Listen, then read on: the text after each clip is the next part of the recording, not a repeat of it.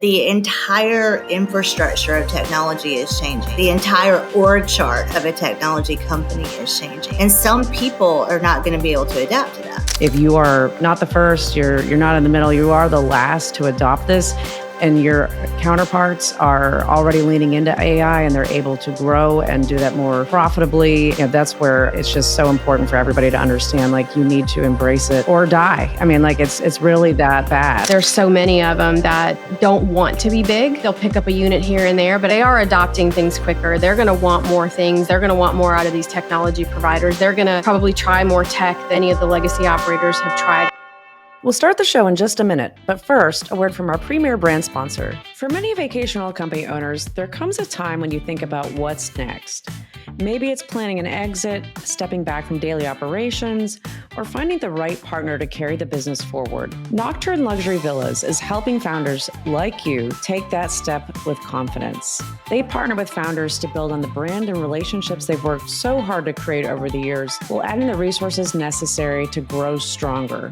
Nocturne has completed 7 selectively chosen acquisitions in iconic destinations, and every single company kept its own identity, team, and homeowner relationships. In fact, they've never lost a homeowner after closing. That's incredible. They also bring powerful support from marketing and finance to technology and global distribution.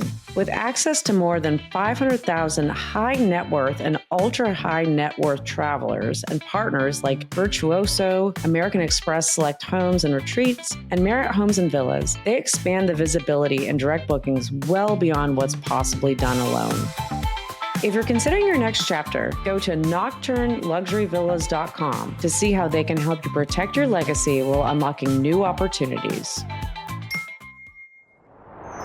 Welcome to Alex and Annie, the Real Women of Vacation Rentals. I'm Alex. And I'm Annie. And we are joined today for, I don't even know how many times this has been, but a lot of times with Amy Hinote, who is the CEO of VRM Intel and the host of the upcoming DARM Data and Revenue Management Conference. Amy, it's so great to see you again. It's good to see you guys. I can't wait to see you in person in a few days.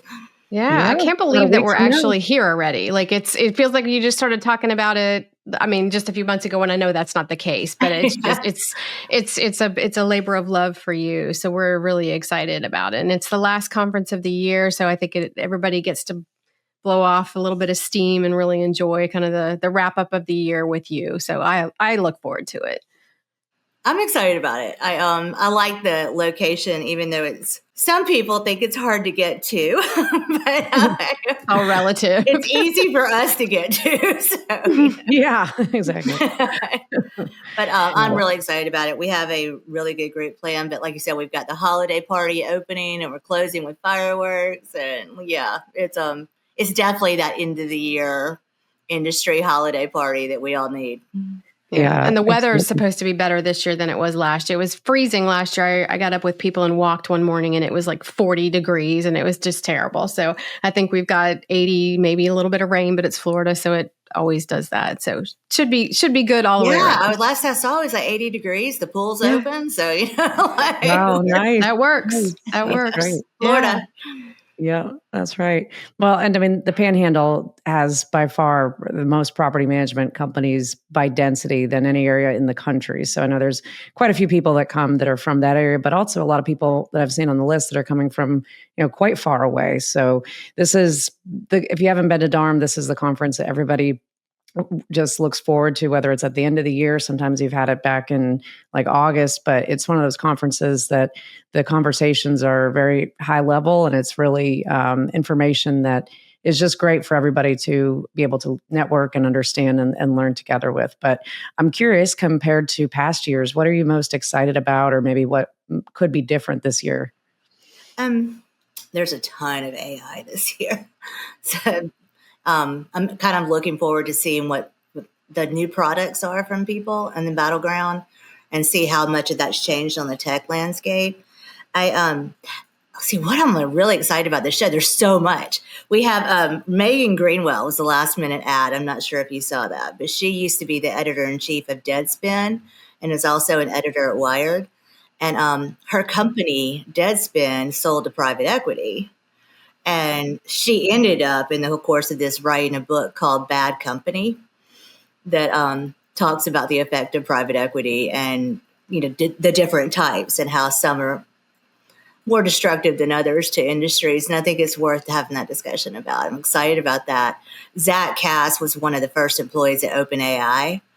And so having him in is quite, it's a good thing. He just did a big AI show with Tony Robbins. And he's been doing a lot lately. And then Sol Rashidi, our keynote on Wednesday, she's just a star. She was in charge. She's been doing AI when it started with IBM in 2011, but she was also in charge of all data and analytics and automation at Royal Caribbean. There's so much that they do on personalization cruises, and I just wanted to see what it would be like to have that conversation with her. We have Marie back, who is our Google AI guru, and she was at the Women's Summit too. And so there are a lot. I mean, every major tech company is there, and most of the CEOs are there. I mean, in fact, I think all the tech CEOs are there. And then, it's a good crowd. So if you want to make changes to a roadmap, this is that show. So I think this is one of the places where managers can sit down with the people in charge of these tech companies and really have conversations, and they listen. I mean, this is definitely the show that influences roadmaps going forward and partnerships and who works with who. It's become quite a tech get together. It's fun to see later. This is our 7th one. So it's been fun to watch companies that didn't know each other before or weren't engaged or weren't really plugged into the industry be able to come to DARM and have those meetings and have those conversations in a more intimate way. I mean, VRM is great, but it's huge, and it's very hard to just have this type of an intimate setting. So I think it's going to be great. We had to set at the same location as it was last year. So that helps us out a ton in terms of being able to be comfortable with the location. Everybody knows where the rooms are. You know what I mean? Most people know the lay of the land. And so that's always nice too. Yeah. So I think the one thing that everybody looks forward to, and I know Alex's company Boom is going to be part of it, is the battleground. And I think everybody that has just become such a focal point of the conference, and kind of like you said, just people changing their roadmaps and really understanding. But what I love is it's so collaborative. Like everybody's excited to see what the other people are doing, but then there's a lot of questions that get asked, like in the other sessions or just out in the hallway. There's a lot of conversation that goes on about what tech is being developed, and I think with AI, I mean, there's just no telling where we're going to be by the end of the month, let alone where we're at the show. So how did you go about? I guess I never really understood how you started the battleground. Was that something that somebody came to you and said, or was that something that you said, I've got to do this because I really feel like there's bigger conversations that could happen? Well, I used to go to Focusrite, and they would do all their pitch competitions, and they're just fun to watch. I mean, outside, they provide so much accountability for the provider because they have to put it out there in front of their competitors too.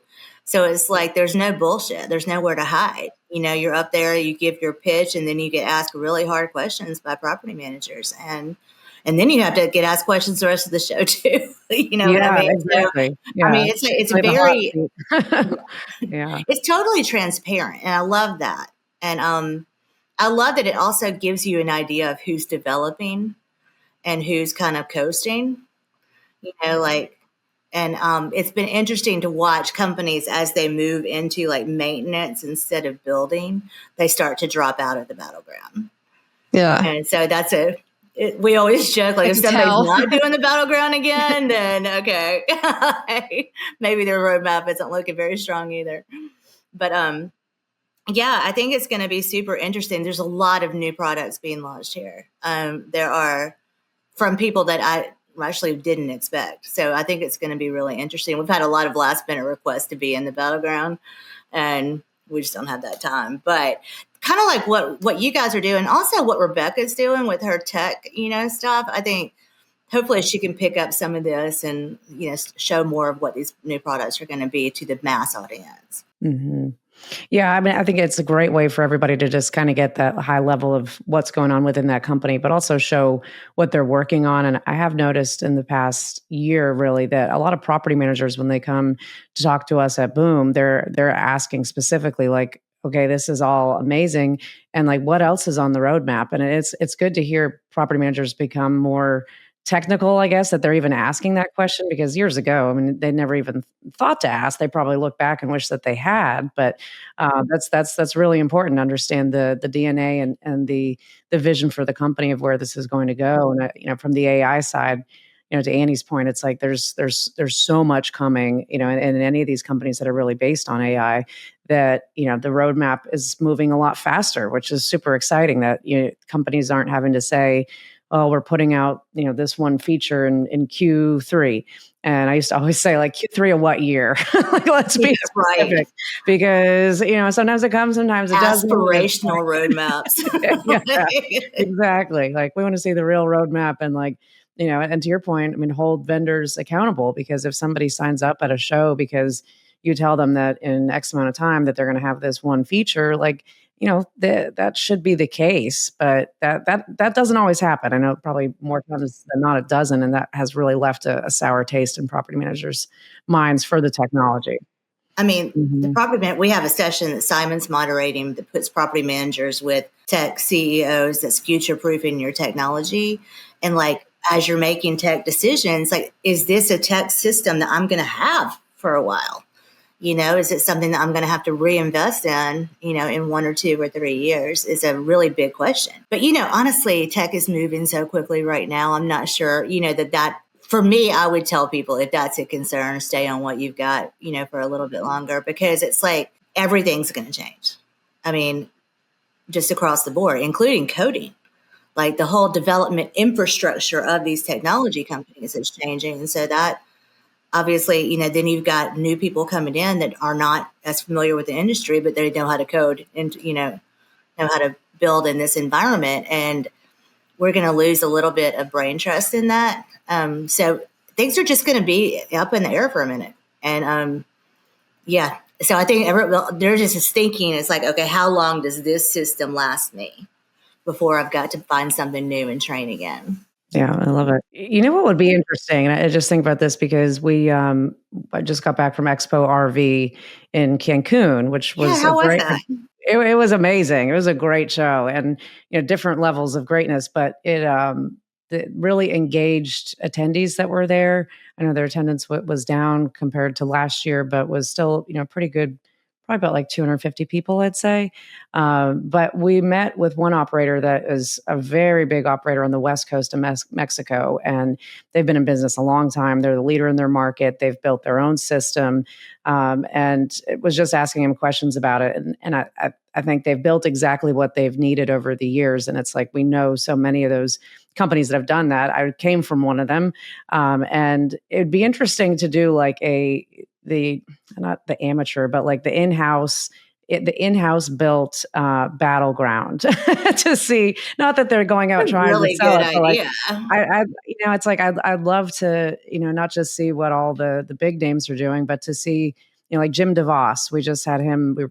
His episode hasn't aired yet, but we recorded with him. That he's in Annie's neck of the woods, and he built his own system that he had been working on over the years and is now taking it to market. But, just really diving into the viability of that long term, and understanding, how do people make those decisions? And I think you've had some sessions in the past of like, do I build my own or do I go on to a system? But it would be interesting as a battleground concept to get them up there and see what they've got. I totally agree. You've had Dennis. I think you've got an interview with him coming up too. He built a ton of his own stuff. Yeah. And I guess now it's franchising with that system, but I tried to get him to sell it. I was like, I'll sell it for you. Like, his owner app is legit. You know what I mean? There's so many things in it that I agree that even if these guys could see what other people are doing, they could actually get together and collaborate and build a really cool system. But I think people build what they're passionate about, when you build in-house. So it's like, if you're guest oriented, that's where you go. If you're owner oriented, if you're operations oriented, if marketing is your thing, you start building around those things. But you're right. But then you miss out on the other. Mm-hmm, so if you're an ops oriented person and you're doing this whole breezeway style system, you may be missing out on the communications portal that someone else built on their own. I agree. Exactly. Yeah. But I think the way that tech is moving, it's going to be super interesting to see what happens in our industry in particular. Yeah. I'm really looking forward to seeing what people are building and how they're using AI versus, or are they what they, saying, like, is it real AI? There's so much about agentic AI at this show too, and I didn't even know what it was. So we're learning on the fly over here. Yeah. Well, I mean, everybody is, It's very confusing. Yeah. Yeah, I got stuck in an endless loop this morning with our bank, and it was just like, and again, it's a chat bot, I guess, but it's like it tells you use our AI, and like here's where you go, and I'm asking all the questions, and at the end of 10 minutes, it was like, oh, you need to contact somebody. Oh my gosh, I know via email. This is not a joke. I was on SeatGeek. I went to a college football game Saturday, and I had a parking pass too. And they had sent me the tickets, but I didn't have the parking pass in the system. That's all I needed, right? Yeah, in theory, right? And I mean, I kid you not, I went back and forth with this AI bot until I literally started cussing it out. Yeah. They're like, contact us. And I'm like, I'm contacting you. This is what I was told to do. And it's like, you're going to have to contact somebody via email. I'm like, okay, well then what's the point of the chat? Like it says live chat. Live makes you think a human, like, which is just an FAQ. Right. Automation. I mean, to me, that's not AI. I completely agree. No, yeah. And I think, and so like I posted it on LinkedIn, and like it was conversation about like, well, is it really AI? Is it chat? Like, what is it? And I think there's just there's people saying they have one thing when they really have another. And so it's going to be interesting to see, like, is there guardrails put up? Is there going to be clear defining, definitions that are out there that people understand if they do, like the agentic stuff? I didn't know what that was either. I had to look it up, but it was like another term that got thrown in there. So it is very confusing. So I think overall, I mean, just having this amount of content and having some really key speakers to talk to it will be helpful to kind of dispel the confusion. Because we have so much of it at this show, I think by the end of it, we are all going to be so much more educated about where we're going with it. I mean, I especially where the industry is today, we'll find that out. We're going to find out definitely what's coming up in the next 1 to 3 years. And I think that will help us see what's being built so we can see where those holes are and how to kind of influence those roadmaps to be more effective for the property management community. I mean, I think sometimes they build what they want to build too, right? And, until they hear from customers, that's what they're doing. Well, I mean, boom, they built a really great system, but once they started hearing from their customers about how they were using it, then they started adding things that were much, that would be helpful for those people. And I think everyone starts out that way. The other thing about the life cycle of the company too is I think it's really interesting when you start to see a company that matures, the founder leaves and that, they go through this stage where the roadmap isn't quite as innovative as it has been in the past. It's almost reactive and not proactive. And I think we'll get a real clear view of who's in that stage of their company life cycle at this show too. Mm-hmm. Yeah, for sure. Yeah. I mean, thinking back just, not even in the AI era, but it's like, it's been years that we've been able to go on a website and there's a chat functionality, right? That it's a true chatbot. There's actually really not a whole lot about it that's even AI. And we were on a webinar for Boom recently, and someone asked just a general question, like, what is the difference between a chat bot versus like true AI that is powering agentic chat there? And I mean, the difference is one, I mean, with true agentic AI, I mean, the way that Booms works, at least, is that it is referencing all the company policies that you have, all the property policies that you have, and you're able to train the agent to answer in a specific way. I mean, their tone, how they know how to decipher between different questions and how you can train the right answer versus the wrong answer or the better answer for it. But it also knows to understand the conversation to the point that, like, instead of Annie's example about the bank, that it said, well, you're going to need to call us. It knows, like, when it is not certain about the answer, that's when it escalates it to a human to step in. And so that's where it's like, you don't even know between when you were talking to the AI versus when somebody steps in to start texting back with you, because it's seamless, and it's like, that's the new era that we're moving into, that, that's going to be huge for companies, both not, I mean, on their own websites for sure. But I mean, for all parts of customer service, bookings, like we've really got to up the game. I feel like on the, not just the service side, but on the sales side of how guests are able to go on websites and be able to ask these questions and, not have reservation agents that aren't really great at typing and they're responding and it doesn't, it's not on brand. That's always a problem that I talk to companies about. And that's why they don't want to have chat on their website. But it's like, those days can be gone with the right provider that can make it happen. Yeah, I'm interested just on that point. I've been using an AI tool called Pressmaster, and it's pretty fascinating because you could go in and you like train your twin. You like go through, like, I think I spent like 3 hours with it on Friday, just like answering questions and uploading stuff and going through some details, but it allows you to populate your brand and your brand voice and like what you want it to be. So like to that point. But I wonder, like, I think that'll solve some of that. But I have to wonder, kind of to your point, Amy, like about people, where they are in their roadmap and whether they're going to be reactive or proactive. And I almost think like we're going to be in a space for a while that it's going to be really hard to be proactive because things are going to be changing so rapidly that you might think, oh, we need to go this direction, and something's going to pop up and it's like it's on fire and everybody has to go this direction. So do you have any, in talking with people, what do you think about AI and how it is going to keep people on their toes, but it might prevent people from really thinking really long range? Yeah, I agree. I think we're at a stage right now that we were, let's say 2004, we all had servers in our offices, right? And then, so do you upgrade your server system when everything's moving to the cloud? Hell no. You know what I mean? That's not what you do. You try to make everything work until you get a cloud system that can work for you. And I think, Amazon Web Servers alone, AWS changed the entire tech industry for us. I don't think people realize how expensive it was before that. So there's a huge barrier to entry that was there that crumbled because of your ability to house more data more efficiently. God, we used to have to outsource photo hosting because you couldn't put that on your server. So like I think too, the speed of change is so much faster now than it used to be. So we're not talking about years down the road before we'll start seeing some new things, but the entire infrastructure of technology is changing. The entire org chart of a technology company is changing. And some people are not going to be able to adapt to that. That's just, they don't want to, you know what I mean? They're really good at building the tech in this system. And we have so many products that we could ask Jeeves about it. Like there's MySpace. There are so many things that were huge that are not, in a new environment. And I think that's one of the things that we're going to see in our industry. And it's going to happen really, really quickly.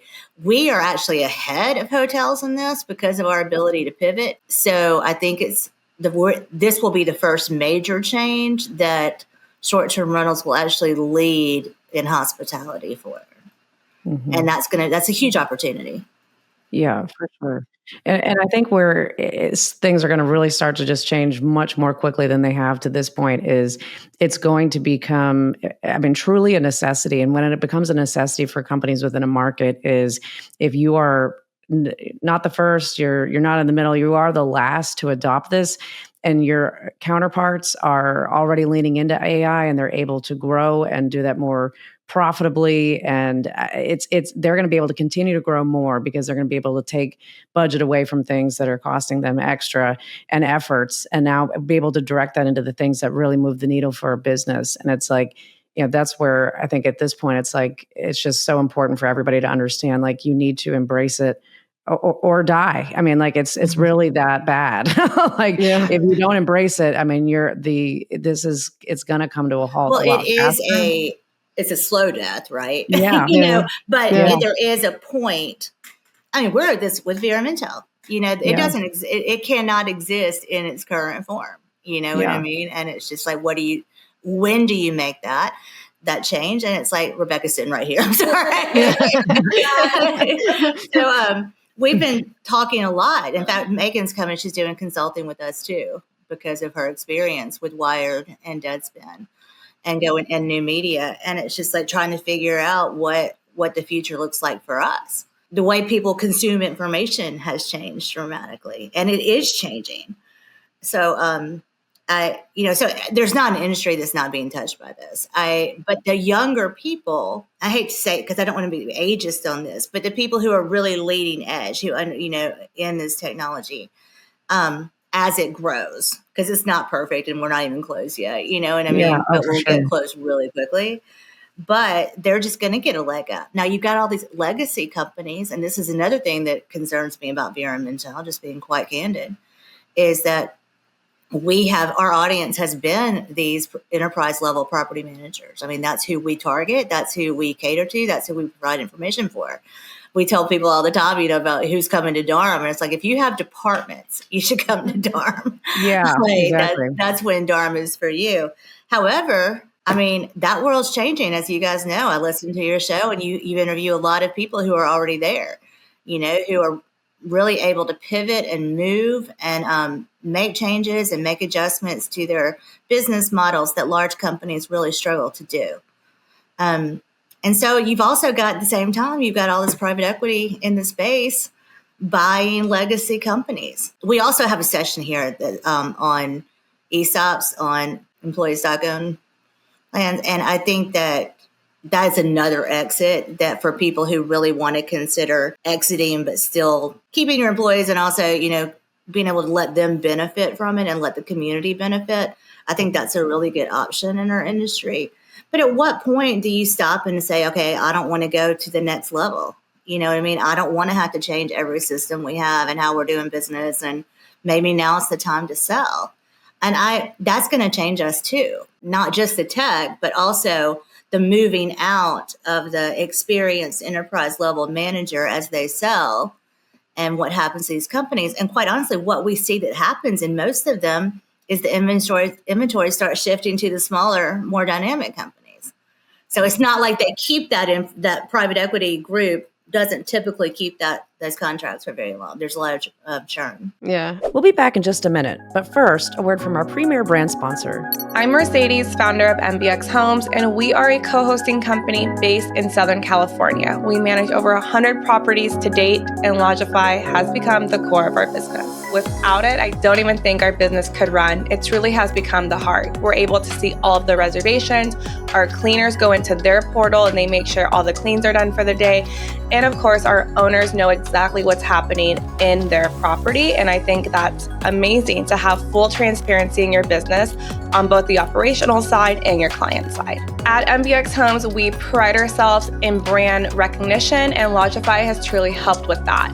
Since we have so many repeat clients, we're easily able to welcome our guests back by sending the direct booking link, and I think that is the feature that has really helped our business grow. By having a direct booking website, not only are we really promoting our own brand and our own properties, we are able to fully control that reservation and make the most profit for both ourselves and, of course, our clients, aka our co-hosting owners. The Logify team has been wonderful. They truly have supported so many hosts, including myself. During our onboarding for Logify, we had a dedicated person who was with us every step of the way when it came to onboarding. And ever since then, when we have new questions or we're onboarding new properties, we're able to reach out to Logify and they are able to help us integrate seamlessly. They're so easy to get a hold of, wherever you're getting a hold of them via Logify themselves, you're emailing them, or you're calling the support number. Somebody is always there to take care of you and to make sure that the problem is resolved in real time. If you're a co-host managing multiple properties, I truly do recommend Logify. It's a real tool that we use every single day, and it has only helped grow our business. Looking to streamline how you manage your short-term rentals? Get started with Logify today and get 20% off yearly and bi-yearly plans. Plus, free personalized onboarding worth over $3,000 when you use the code AAA20 at checkout. This offer is valid until December 31st, 2025. Click the link in the description to get started today. I was talking with someone from a PMS that operates in the small host space recently, and talking about there's so many of them that don't want to be big.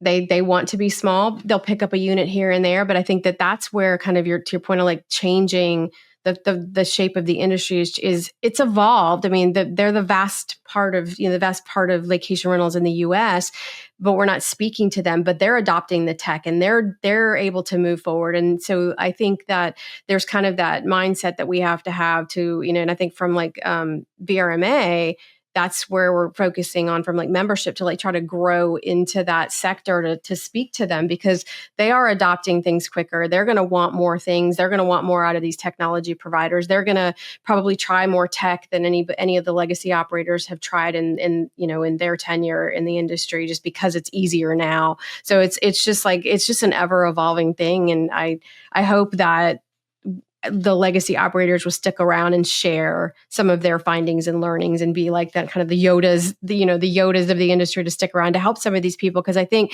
it goes back to people just not knowing where to go get that information. So they're going to need VRMA. They're going to need VRM Intel. I mean, they're going to need these entities to provide that level of information. And I think the clarity that the industry providers aren't able to provide, because they're all fighting for their moment in the sun. And I think you need entities like yours. So don't let VRM Intel go away. I mean, we absolutely need it in whatever fashion it is. I think it's just important to make sure that all of this adapts together. I mean, there's so many challenges right now. Yeah. Like in that we're not going to solve it today.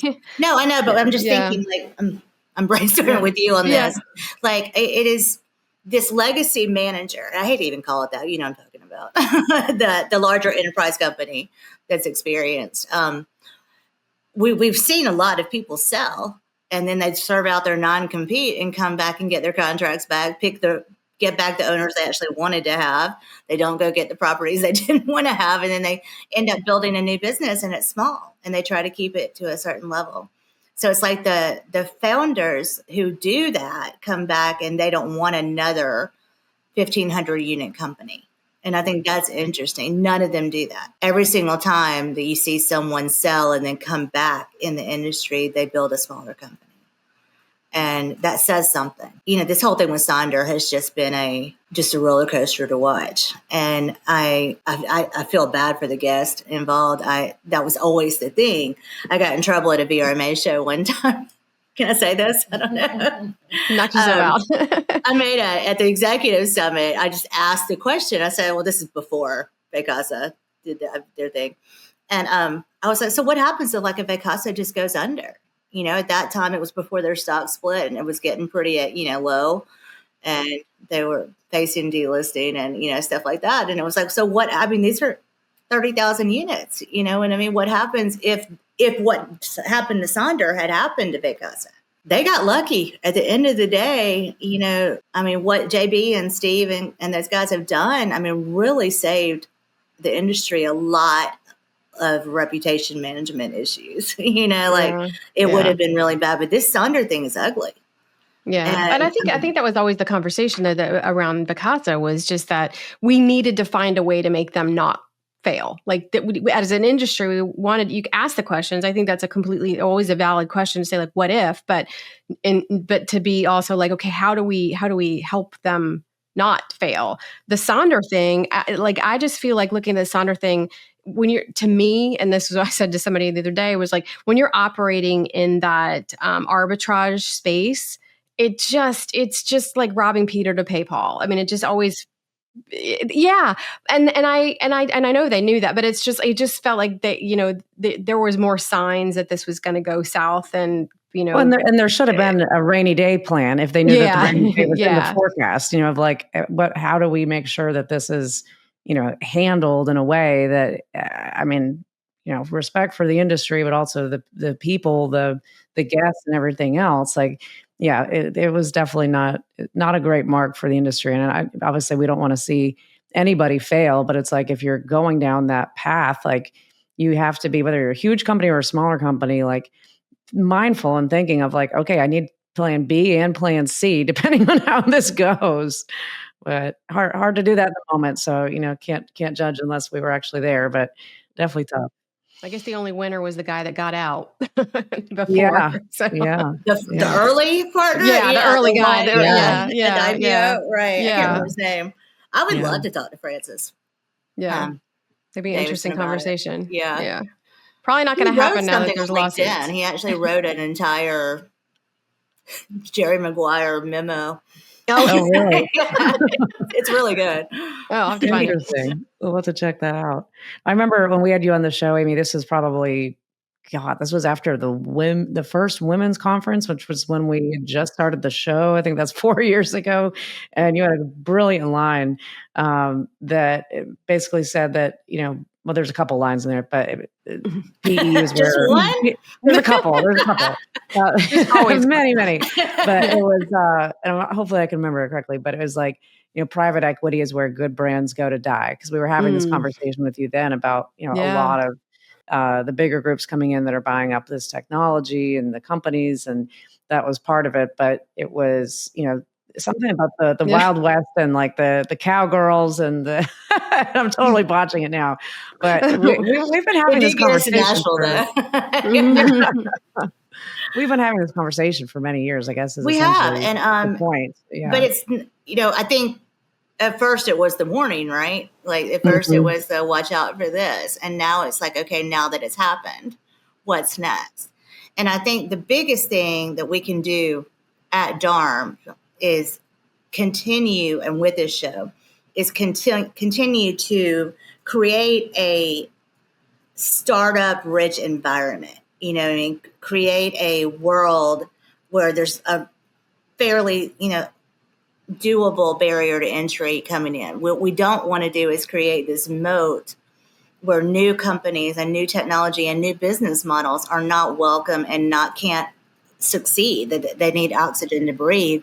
And I think we need to give them that oxygen, because innovation is the only thing that's been driving our industry, for a long time. And I just think that innovation has got to go in the destination too. Each destination has their own issues, but like the beach erosion and the subsistence of these barrier islands, that is a major issue right now that they're going to have to solve for. And you see even the cities like Savannah and Charleston and Miami and New Orleans, really, really put a lot of resources into mitigating from things that are going to be environmental risk. And there's an article in the New York Times that was like half of the barrier islands in the U.S. won't exist by 2050. And we're at 2050. That's really close. I won't be here, but y'all will. 25 years ago, I remember where I was in 2000. So 25 years from now, like you're right, that's not that far off. It's really not. Yeah. That would be a concern to me. And as you see, if I were building a business on a barrier island, it'd be something that I would be thinking about. What is the longevity of that? And who do I need to work with on that? And I know that from your time on the CVB at Myrtle, there's no way that wasn't a huge piece of what y'all did. Yeah. Ryan Swaim, his office in Garden City, South of me, he gets flooded every time, not even just hurricane, king tide, and like the beach erosion down there is really, really bad. But we invest millions and millions of dollars every year on the beach renourishment. But not all destinations can necessarily do that. So how many times can you do it? Assuming that now the federal government doesn't pay for your beach renovation. So because FEMA is not doing a whole lot there, Army Corps of Engineers, basically they won't pay for it unless it's public land, rightly so. So all these places in Florida that they want to own the beach, it's not going so well. But outside of that, I think we're in our politics right now, we're not doing a lot of federal spending, for this kind of stuff. And FEMA is not going to be there. Luckily, we had a really easy year this year, relatively speaking, in the U.S. And we don't really know yet about, what happens when like a Michael happens in 2026, you know what I mean? Like, we don't really know what that fallout is going to be. But, now, if you used to have to get a beach renourishment project every 5 to 10 years, and now it's every 2 to 3, and it may be annually, which also means that it takes time. You have to shut down the beach for a period of time. They move down, as they're doing it. And you don't want to do that in season. So everybody tries to do these out of season, which of course everybody's in season on the beach at the same time. So, it's like there's just such a backlog, and there's so few companies that even provide this service. So even if you have the money, you're still on a waiting list. So we don't have the bandwidth in our country to actually do beach renourishment projects every year or two. So, there will be winners and there'll be losers. What we learned on our road trip was they call it strategic retreat, when they let part of a destination go in favor of another one. And no one talks about it. Like, it's the weirdest thing. Like in Alabama, Dolphin Island used to be a major destination. There's no new building there. Like, they've decided to let that go in favor of Gulf Shores and Orange Beach. And then they'll let Fort Morgan go next. You know what I mean? If they have to preserve Gulf Shores and Orange Beach. And you all know, like, in your destination, which beach where they are. Yeah, exactly. South Carolina, okay, they're going to let that go. And same thing in the Panhandle. Yeah. So, this is going to be the battle of the beach really quickly. It literally, it's like, God, how many more battles can we possibly add into the mix of things that people have to be worried about? But, and employees. I think too, the being able to afford to live close to a beach is changing too. This won't help because these are older houses that a lot of them are living in, and how that morphs and how development happens is going to be interesting. It's not going to stay still. Let's put it that way. Right. We have a lot to talk about for sure. Yeah.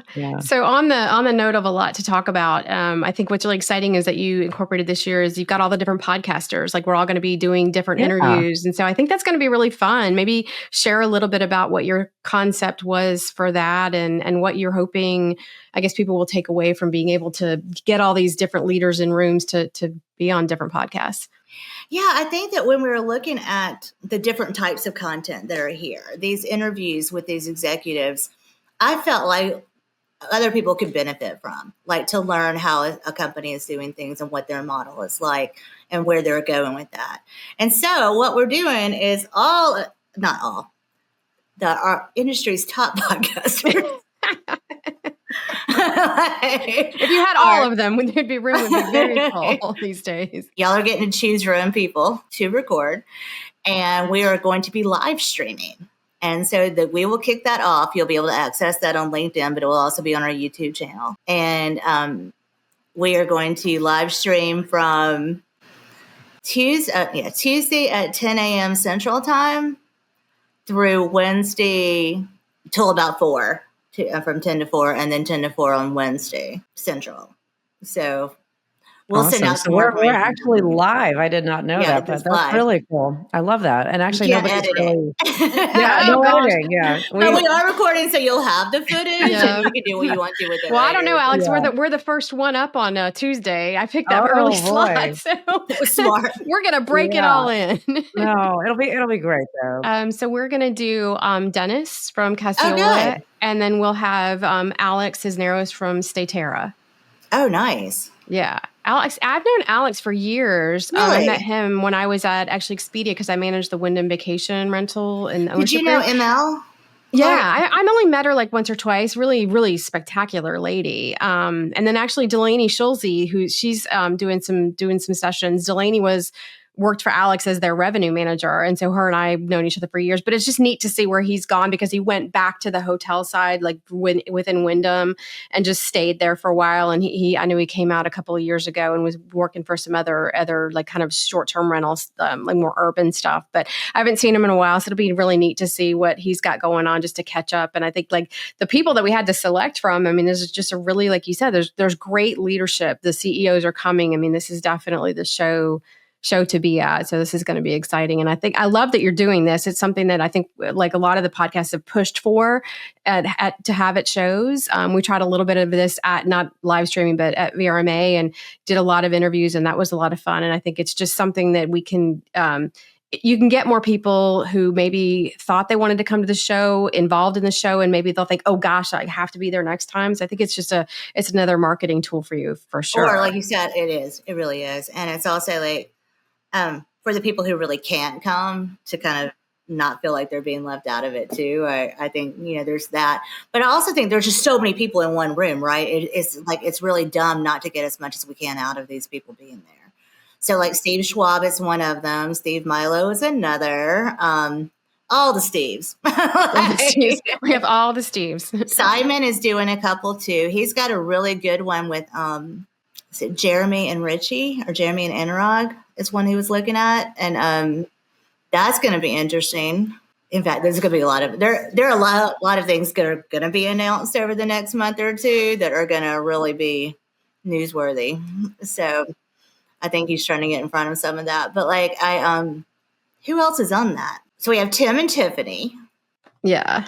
And then Ashley's doing, Ashley from Inhaven. She's going to interview Steve. And right? Amber Hurdle. And Amber, yeah. Good personalities, a lot of fun. Amber's got the away day team. That's going to be interesting. Nice.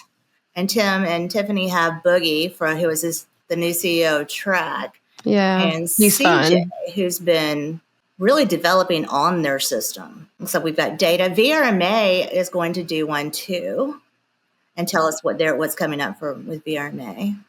And I'm excited about that, about your new direction and all the strategic research you guys have been doing. Yeah. So, yeah. I've been talking to the DMOs and I think it's just, and it goes back to what you were just kind of just talking about, the thing in the markets. It's like, I don't think that VRMA has really been able to understand everybody's unique needs unless it's brought to them. But this way, if we get more involved with the DMOs, we'll understand and be able to activate, just like the stuff that Tiffany does from advocacy, but just other things. I think it's just bringing the industry, kind of getting more of a collective voice together. And it's just so important for us to do that, to keep moving forward, especially with all this AI, because we just don't know where we're going to be in 6 months. So exciting, good stuff. Are tickets still available if anybody's interested? Okay. They are. And because on day one, we have a pretty decent track that is very geared towards the Panhandle. So we started offering some day passes. So those are available too. So if you can only come for one day, those tickets are available there. Day one starts out with Tiffany's doing a state of about what's going on in Florida with short-term rentals.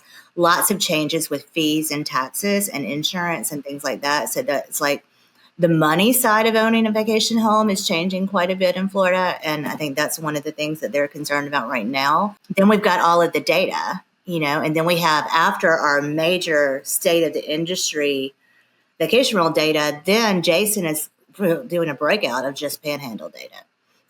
And we there's a lot there. We are talking to the head of beach operations for Fort Walton County, not for Walton County. So to also talk about the, what's going on with their beach and the ownership of the beach and and that kind of piece of it. Down there that's a very hot topic up there. Yeah. Let's see what else. So anyway, it's just a lot of that kind of stuff. AirDNA is doing a lot with data at this show.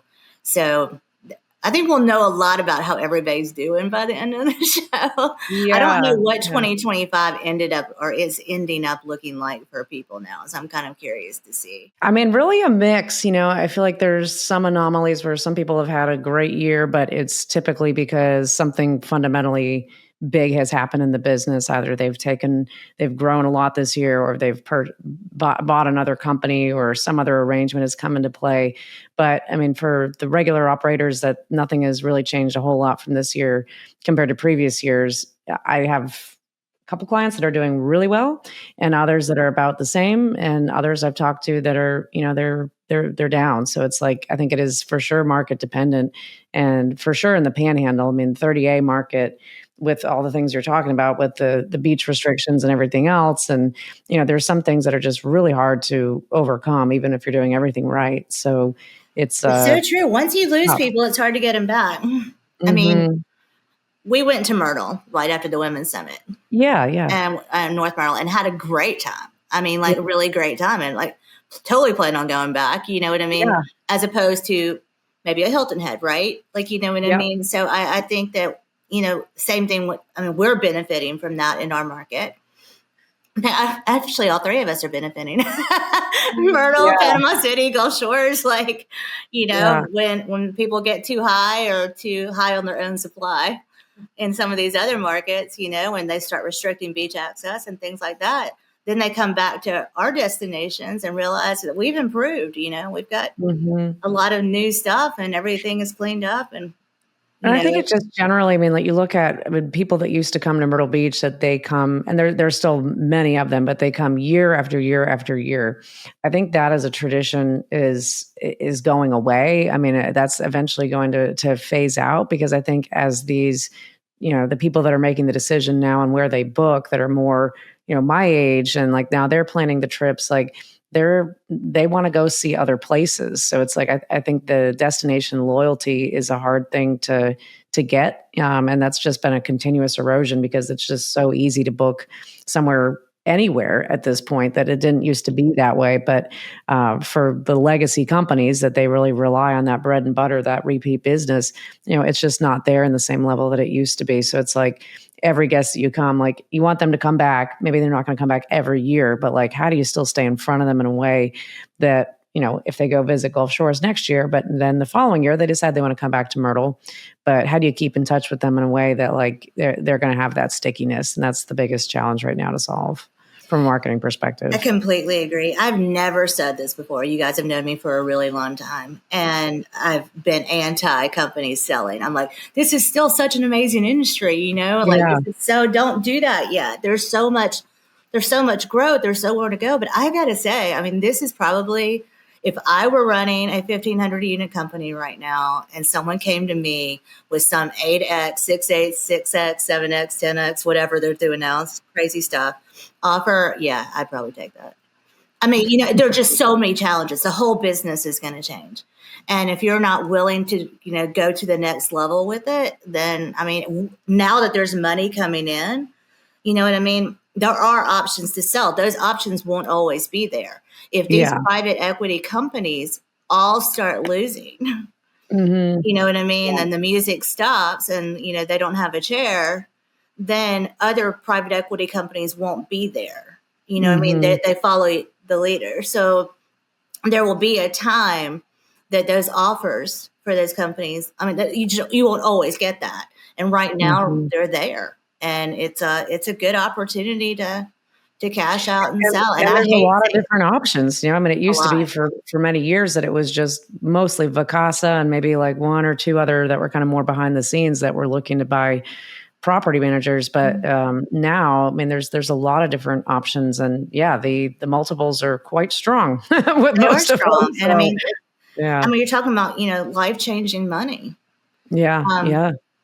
But I mean, for anyone who still loves it, you know what I mean? I'm not trying to say that, but it would be really tempting for anybody at this point. And like I said, these offers won't always be there. So, I mean,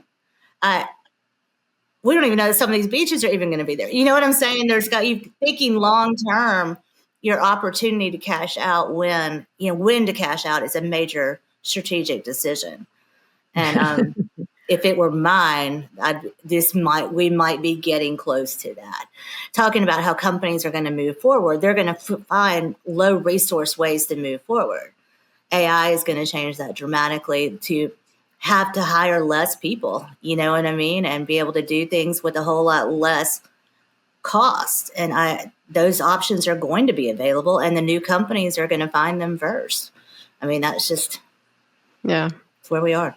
Yeah, people are exhausted. I think you're absolutely right. It actually deserves like a whole session of like when to know, when to say it's time to go or when not to. I mean, I think that there's just people just get lost in it, and the multiples can be really attractive. And then we're talking to oh my gosh, I can't think of her, Angela, the lady from Maui, that lost her business. I mean, she had it right there. And she's someone who absolutely was making all the right decisions for what she was going to do for her family, and it just went away. So to your point, these things aren't always going to be there, and you never know what could be in between making that decision. Well, there's just so much environmental risk. I mean, for sure. Especially in Florida. The economy. There's economic risk, there's political risk, there's all kinds of stuff. We have troops in Charlotte, North Carolina. You know what I mean? Crazy. That doesn't help anybody. Like people also historically, this idea of going on vacation once a year wasn't, that's a fairly recent phenomenon. Right. So it's like this idea that people will go on vacation and continue to want to do that or be able to, is also something that's not really a guarantee. And that's where timeshare comes in. That's their main selling pitch of guarantee that you can if you just pay up front. Right. Yeah. Maybe timeshare is going to see a resurgence, right? Yeah. I mean, they always kill it. I mean, honestly, they do. during the pandemic, after Crazy pandemic, business. it's wild. And there's a lot we can learn from the whole model, I think, but for another time. But for now, Amy, what is the promo code that our listeners can use? I think it's just Alex Annie. Alex and Annie, all caps, all one word. Perfect. And go to vrdarm.com and you can get your last minute tickets, see us there, be part of the most important conversation of the year, many conversations of the year. If you're able to make it down there, we highly suggest it. So we're super excited. Also, when you sign up, you do get the video package. We're recording everything. Oh, good. Oh, cool. So there's so many sessions there. It's hard to choose what to go to. Yeah. But they don't have to worry about that. But that video package is going to be pretty insane. It's about 80 videos, and holy cow! So that alone is worth coming for. Yeah, for sure. That's great. But of course, we're going to be there too. Yeah, so right. What more could you want? The original women of vacation rentals. Amy, not entertained. Amy, thank you so much for all that you do for the industry, and we're excited to see you again, and hopefully get to break bread and have a glass of wine together. I will see you very shortly. Yeah, absolutely. Well, in the meantime, if anybody wants to get in touch with Annie and I, you can go to alexandanniepodcast.com, and we will see you next week, hopefully.